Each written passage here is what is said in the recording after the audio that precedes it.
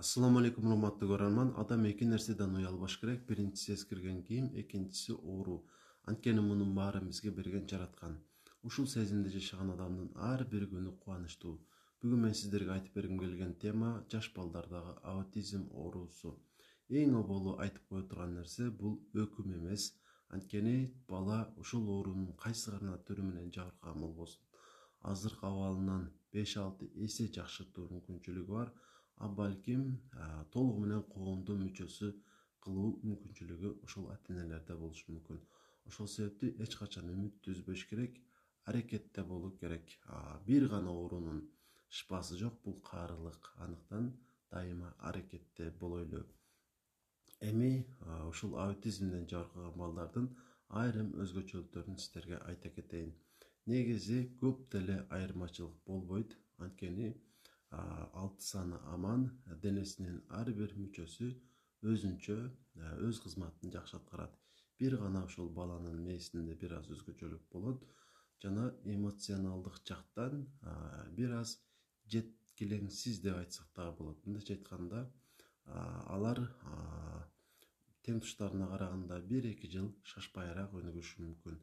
Анан дагы эмоционалдык жактан түнтүрөөк, себеби адамдарга көп кошула бербейт жана каткырып күлбөйт. Ушунусу менен айырмаланып турат. Анан дагы негизи түрлөрү деле көп. Ошого жараша ар кандай өзгөчөлүктөрү болушу мүмкүн. Кээ бирлери бир тараптан начар болгону менен башка тараптан өтө катуу өнүгүп кеткендер болот.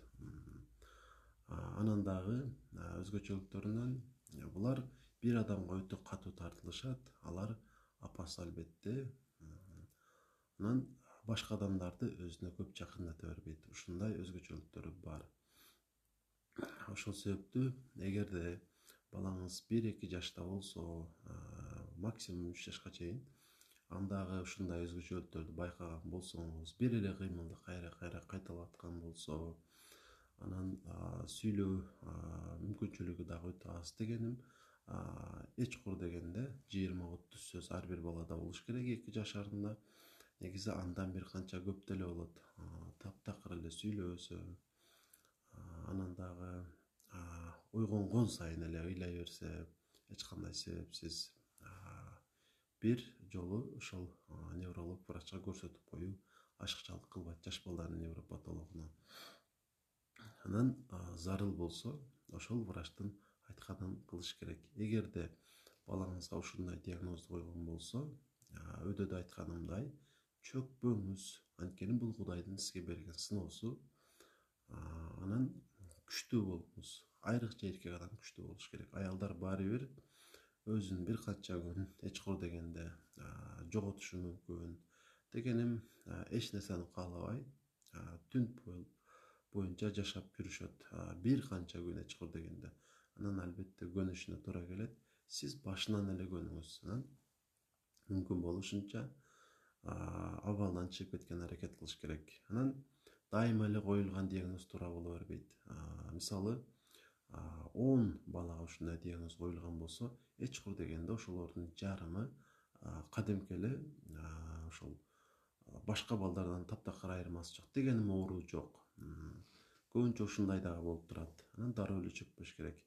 Башка врачтарга дагы көрсөтүп көрсөңүз болот. Эми балаңызга диагноз коюлду, ошону менен жашап жатат. Анда эмне кылсаңыз болот? Бир канча кеңештерди айта кетейин. Биринчи кезекте кыла турган ишиңиз ушул оору тууралуу мүмкүн болушунча көбүрөөк маалымат чогултуш керек. Анан албетте азыркы күндө интернет өтө өнүгүп кетти. Интернеттен маалымат чогултсаңыз болот. Анан китептерди окусаңыз болот. Балким журналдарды.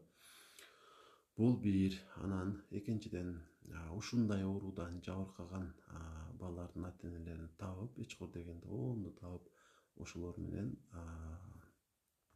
пикир алышып туруш керек. Балким группа түзүп койсо болот.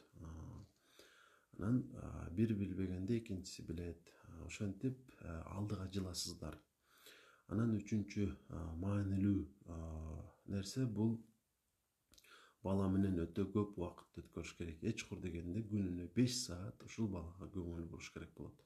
Ошондо баланын жакшы болуп кетүү, коомдун бир мүчөсү болуу мүмкүнчүлүгү жогору болот.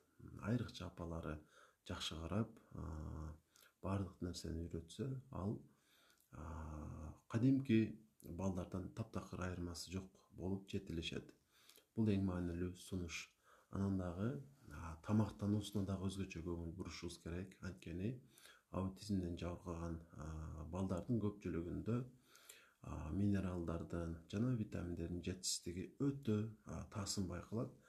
Кээ бир керексиз минералдар тескерисинче көп болот. Ошол себептүү тамактанууга өзгөчө көңүл буруп, организмди микроэлементтерге байытыш керек. Кантип десеңиз, туура тамактандырып, керексиз нерселерди, айрыкча тез сиңүүчү углеводдорду, кондитердик азыктарды бербей, анын ордуна жашылчалардан даярдалган тамактарды, айрыкча капуста, брокколи капустасын көбүрөөк бериш керек. Анткени ушуда ал бала үчүн керектүү болгон өтө жакшы азыктар бар. Ушул азыктан тамак даярдап беришти, балким салат даярдап жедиришти мен сунуштамакмын. Анан дагы айта кете турган нерсе, өйдөдө айткандай маалымат чогултуш керек. Ар бир уккан нерсени пайдаланып көрүш керек бала үчүн. Бирок өтө катуу эксперимент кылып койбоңуз. Дегеним, жеңил аткарса боло турган жана өмүрүнө коркунуч туудурбай турган нерселерди колдонсоңуздар болот.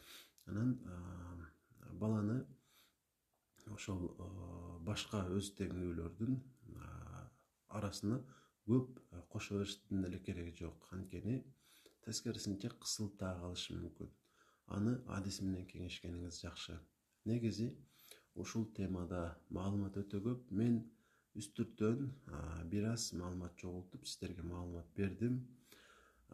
Дагы да алдыда видео материал чыгарам. Ошол себептүү өзүңүздөрдүн кызыктырган сурооңуздар болсо, балким сиздин уулуңуз же кызыңызда да ушундай көйгөй бар болсо, анда сөзсүз түрдө өзүңүздүн кызыктырган сурооңузду жазсаңыз болот. Мен сөзсүз түрдө сизге жооп таап берген аракет кылам. Жакынкы эле убактарда дагы бир видео материал сөзсүз түрдө аутизм боюнча чыгат. Анан дагы бир айтып кое турган нерсе, аутизмден эркек балдар кыздарга салыштырмалуу көбүрөөк жабыркашат.